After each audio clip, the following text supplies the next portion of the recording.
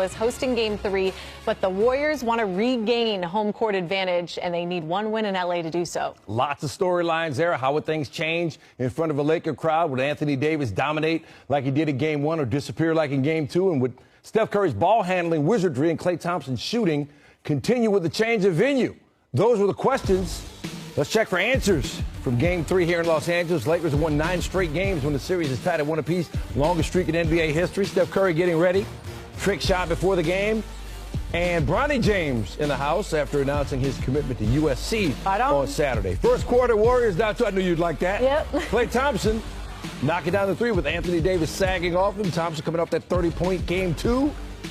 Thompson again. He had 11 in the first quarter. Wound up with just 15 for the game. The Warriors up 7 after 1. Second quarter.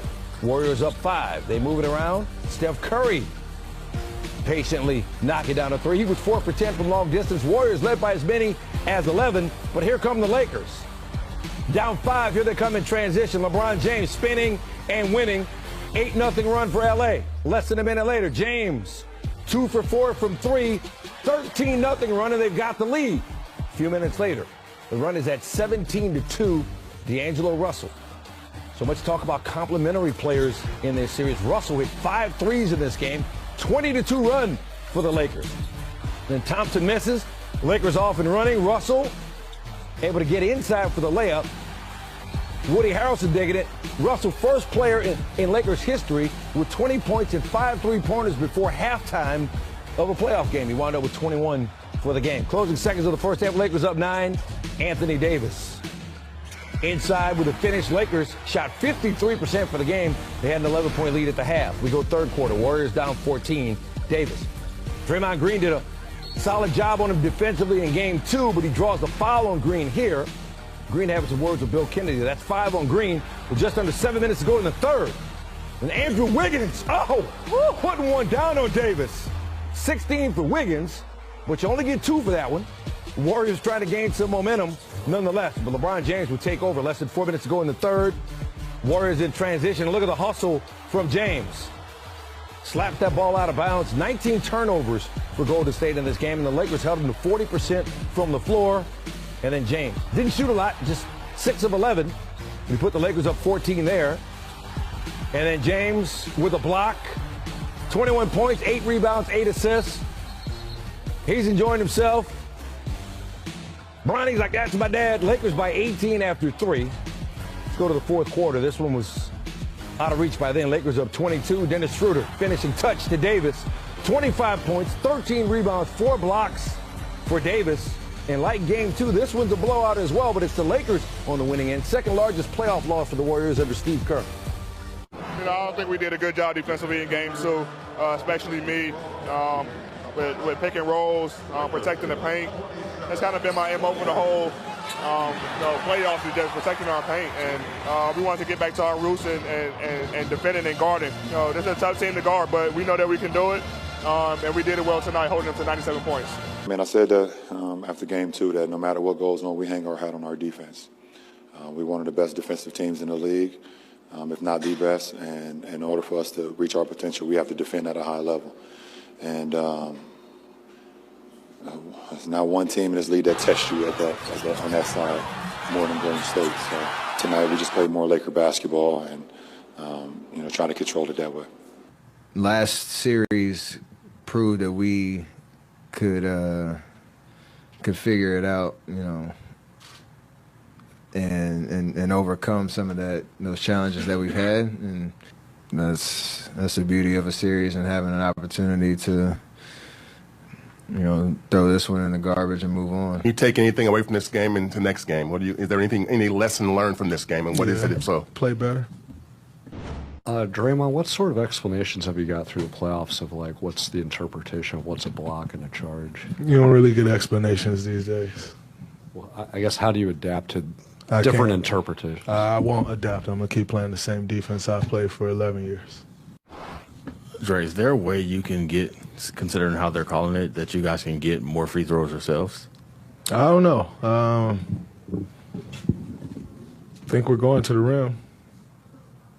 So, I don't know. Maybe we can, maybe we can't. We'll see.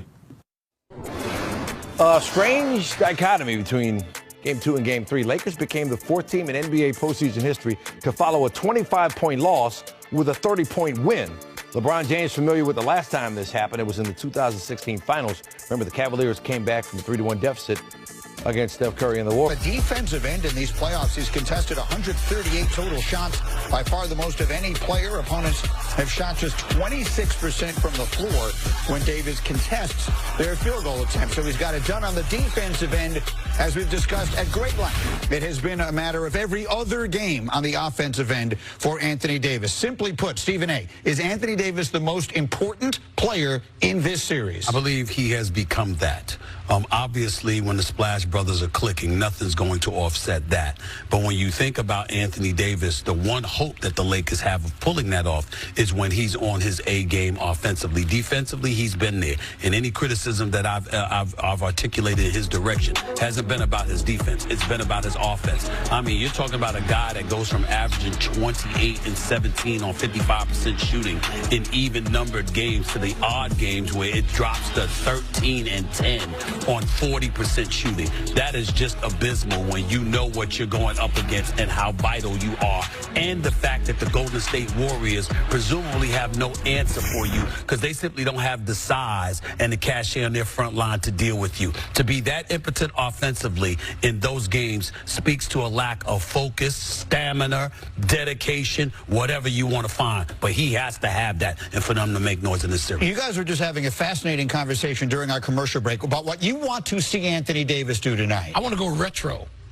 I want to see Anthony Davis go down on the low block as if this is what Jalen did by mentioning Moses. He got me in this mood. No, but seriously, go down when you're that small, when you're as small as the Warriors are.